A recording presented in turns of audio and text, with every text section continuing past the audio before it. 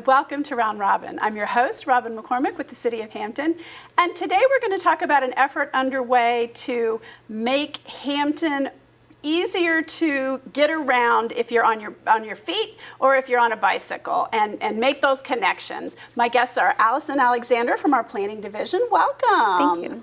And Tregg Hartley, who is a bicyclist and is helping to advise and is going to give you some tips on bicycling. So Alison, why don't you kick off this effort of what we're doing? Sure. The city is undertaking its first ever bike and pedestrian plan, and we are really excited to get started on that. The plan is going to focus on our urban development areas, which really no one knows what those are. It's kind of the master plan areas. They're essentially the master plan areas, which are downtown, Kickotan, Fort Monroe is the urban development area that's not a master plan area. Buckrow, Coliseum Central, Phoebus, which one have I not said yet? Coliseum Central, did you say that one? I think I said that one. North King Street. Oh, that's right. And North King Street. So we're looking at those areas primarily. They are our most dense and walkable areas in the city.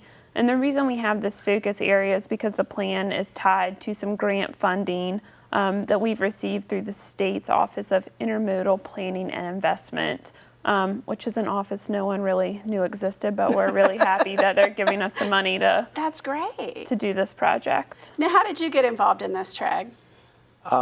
Alison and I met at a city council meeting maybe a year ago, and we've been in contact since then, and she let me know what was happening with the bike ped meetings and everything that was coming up, and invited me to join the steering committee to give my input. That's wonderful. And we are asking all citizens for their input. There's a survey online that people can fill out. Do you know what that address is, or should we just put it up?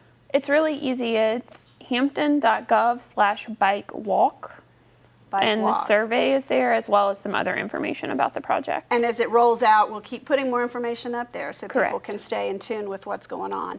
What are some impediments right now that we might have to people walking or biking to get around? Well, right now, actually, we have consultants that are working on the project in conjunction with the city, and they have found that there are many impediments, as the residents of the city already know. Yeah. And their results match up with the same feedback that we're getting on the survey, that one of the big problems is we're just lacking sidewalks and we're lacking bike lanes. And then another major problem is our intersections are very, very difficult, that they're really big intersections, especially the areas where 64 and 664 cross over. And those are two of kind of big challenges. Well, one of the things that I found interesting, and we have known this is something that Hampton wanted to focus on, and 2 years ago we did our citizen satisfaction survey. We asked residents about their feelings about if they wanted to walk more or bike more, and how important it was that Hampton was friendly to those things. And a majority for sure. But what I found interesting was that it was people like my age, the baby boomers, who were really into this. I think it's, we have health scares, we have health issues, we all, are paying a whole lot of attention to wanting to get healthier. And a lot of folks in that age group, even more than the millennials, which I found a little bit surprising, people really want to bike and ride. And not to say, you're as old as I am, but you are a bicyclist now, you're retired from the Navy. Right. By and large, the Peninsula Bicycling Association that I'm a member of, most of our members are 50 and older. And we got younger folks, but by and large, that's what it is. And that's what we do, is we advocate safe bicycling, and we hold regular rides throughout the week, especially now that the weather's warming up. There'll be weekly rides and, of course, weekend rides that anybody, whether you're a member of the club or not, can show up and ride. How do you get started? Like, for people out there who think, maybe this is something I'm interested in, but I don't know, how to get going. It does not take a big fancy bicycle and a big fancy piece of equipment. I mean, mine was not that pricey.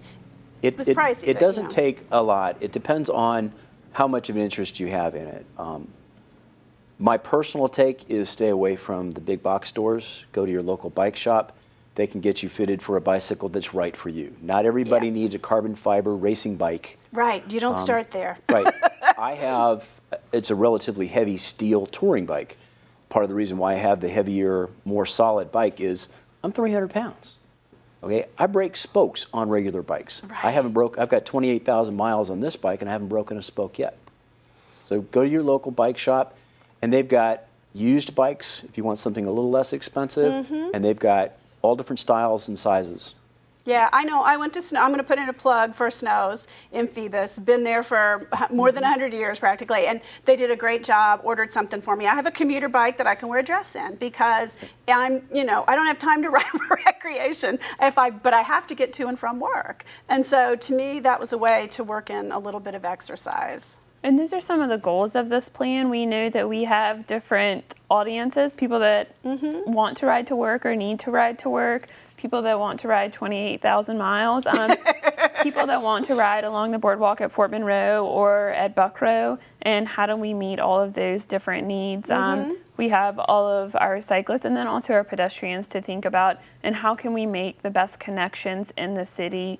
And hopefully this plan will help us identify those, because we also know that we have a limited budget in the city. So it will help us best prioritize what our future projects can be, to figure out where to put our limited dollars, and figure out what's most important. Well, one of the things, and I know you asked about this in the survey because I already completed mine, but is also an education effort and reminding motorists that bicyclists are allowed to be on the roadway, and that when you pass us, give us more than a couple of inches and don't just go, and watch for left turns and things like that. But bicyclists also probably need to be reminded to follow the rules of the road as well, because we've all seen those folks that don't. You're right. You guys really encourage following the rules and knowing what's going on. Right. Every group ride that we do, there's a safety brief prior to the ride. As a matter of fact, I just got done finishing our ride leaders handbook. We've got a ride leaders training coming up, not this weekend, but the following weekend, March 19th, and there'll be others after that. Teaching new cyclists the skills they need to ride in a group and how to lead a ride, which oftentimes is like herding cats. I bet. Because you've got cyclists of different skills, and you don't want to drop people off a ride, make them feel bad because they can't keep up, and then they don't come back and do another group ride. You want them coming back, so you kind of massage the pace and make it good for everybody. But that there are definitely problems. There are problems with some drivers that I've noticed. I commute back and forth to work 10 miles each way. Not a big ride. Okay, that's a big ride. Mine is 2 miles each way, and I don't do that often enough. 40-minute bike ride. It takes me 15 minutes by car. It only takes me 25 minutes longer if I take the bike, and that's taking a relatively chill pace. I'm not really pushing or anything like that. But I found the more I ride, the more I see other people out riding, and the more cyclists you see on the road, the more motorists realize, hey, there are cyclists on the road, and most motorists are really good about giving you the 3 feet. It's a law that was signed by the governor July 1st of last year. Okay. There's a 3 feet to pass rule, and most people will actually move over into the other lane or give you as much room as possible to pass. There are some people that are jerks, but some people are just going to be jerks, and you can never get away from that. And as far as cyclists go, yeah, there are cyclists who do intentionally break the laws, but it takes a lot to stop and get started again. I mean, I find that. I'm like, I'm going to go real slow and hope I can time out this light, because stopping and then stopping and starting is hard. It's more work. It is all about momentum. I think a lot of it, the problems that we may have is the general public and a lot of cyclists don't really know what the laws are. I see people who are riding against traffic. You're supposed to ride with traffic. There are some people that feel that a cyclist should be as far to the right as possible, and that's not the way the law is written. You're supposed to be as far to the right as safely applicable, and there are multiple exceptions. There's like 5 exceptions to that law. If you're going to make a left-hand turn, or if the road veers off to the right, it's a right-hand turn, you don't have to be in that lane. Or, the biggest one, if the lane is too narrow, if it's not a standard width, the standard width lane is 14 feet. And I've yet to find a 14-foot lane in the city of Hampton. You don't have to be all the way to the right, because a vehicle cannot pass you safely and stay in the same lane. So then I encourage cyclists to go a little further into the lane, which also encourages the motorists to go around you. Is this a personal thing with you, Alison? Because I know you ride, at least sometimes.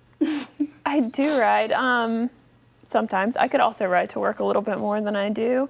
I think this is something that's important and something that can vastly improve a city in terms of the city planning, as well as it gives people a lot more options in how they get to work and how they run their errands and how they go see their friends, but also how you feel about a place.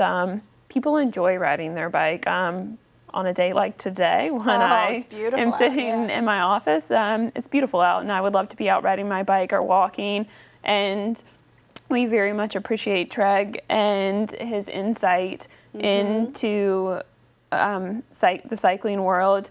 And we also want this plan to be beneficial to people that aren't quite as experienced as Tregg. Well, and I think too, to tie into people who don't have cars. Other people. Yeah. Yes, and that's one thing we would like for this plan to do, is to benefit people who do not have cars. Right, so we're trying to reach a lot of different people here. Yeah, for reasons of environment, or who don't have cars and need to get to work and need to get to the grocery. I mean, there's two levels. For me, you know, I can choose to drive my car or to ride my bike that day, but a lot of people don't have a choice, and we need to help make sure they can still work and live and have productive, fun lives in Hampton as well. Right, and we know the traffic is a major issue in this area, and by no stretch of the imagination do we imagine that this bike plan is going to solve all of those woes, but at least this will hopefully start to provide other options. Well, and this is one of those things where you folks in planning are looking 10 to 20 years ahead. Right. You're not looking to solve this problem tomorrow, and certainly this grant doesn't give us enough money to solve all of our problems tomorrow. Right. But to lay that pathway for how we grow as a city, how we develop as a city. And one thing to say is this grant provides money to make a bike and pedestrian master plan, just like we make master plans for other areas of the city. It is not necessarily funding to do a lot of different projects. It is not going to result in us building bike lanes throughout the city by the end of the year. Those are things that we will be working towards and working with our Public Works Department on finding funding to do implementation, and we'll be actively working on those things from here on out. But we're going to have a roadmap for how to move forward. And some of it, you know, would be city funded. Some of it might be education. But as we build new roads or new sidewalks, taking all that into account, and really Public Works has already done that. A lot of times with new roads, there's a plan for a bike path. They've done a lot of work with that. What do they call it? A vertical path along King Street, but when they redevelop multi-use path along King Street. And so it has been happening, but not in this integrated way with a plan. It just, when we do a project, we consider it, but it didn't have this long term. Having a plan helps us leverage funding from some other different state and federal sources too. So this gives us another tool to hopefully bring some funding into our locality to get projects done. Okay, well, that sounds great. And I also do want to say, this also ties in with the community plan in terms of being healthier, and it was echoed throughout the community plan. We all need to be more active, we all need to be a little healthier, and anything that the city can do to facilitate, you know, lazy people like me getting out there and walking more and biking more, it has paybacks in longevity and health and all those other wonderful things. Okay, do you guys have anything to add before we close? If I could put a plug in. Okay, please do, Tregg. For folks who want to come out and ride, you can go to pbabicycling.org, or you can find the Peninsula Bicycling Association on Facebook. Join, if you're a cyclist or you're thinking about becoming a cyclist, go ahead and join the Facebook page. We post upcoming rides that are going to be taking place there, and come on out and join us. We've got rides for every skill level. That's great. And talk to folks. You know, I think you guys have tips and insight and could help. I know you were very generous to call me a cyclist, which I deny, but, you know, I try, and that's something, right? And if we had better infrastructure, you'd ride more.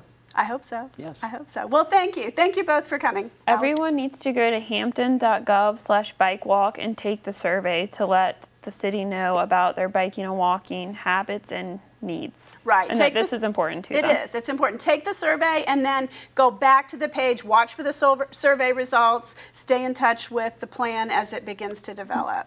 All right. Thank you both. Thank you. And thank you for watching. I hope you will get out and do a little more walking and biking, and you can contact the Bicycling Association and fill out your survey. Thank you so much.